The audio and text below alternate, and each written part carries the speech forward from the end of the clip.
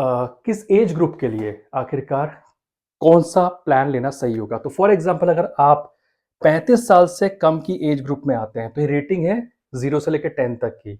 यहाँ 8 रेटिंग मिलती है एनपीएस को। ये देखिए ब्लू है एनपीएस के लिए।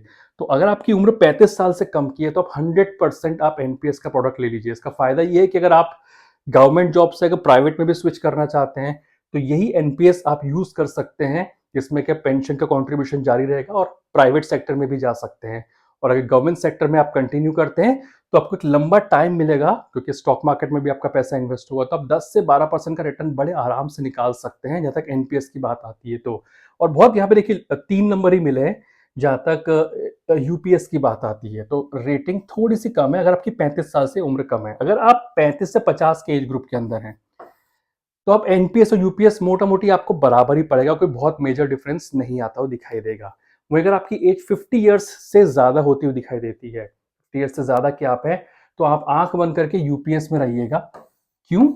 क्योंकि बहुत कम समय आपके रिटायरमेंट में बाकी है, स्विच करने का कोई मतलब नहीं है। मार्केट में फ्लक्चुएशंस अगर होती है तो हो सकता है एनपीएस का शॉर्ट टर्म में बहुत ज्यादा इंपैक्ट पड़े, क्योंकि पैसा स्टॉक मार्केट में इक्विटी में भी लग रहा है। तो इसलिए यहाँ पे 3 नंबर मिले हैं एनपीएस को, और यूपीएस को मिले हैं यहाँ पे 8 नंबर, ज्यादा पॉइंट्स मिले हैं।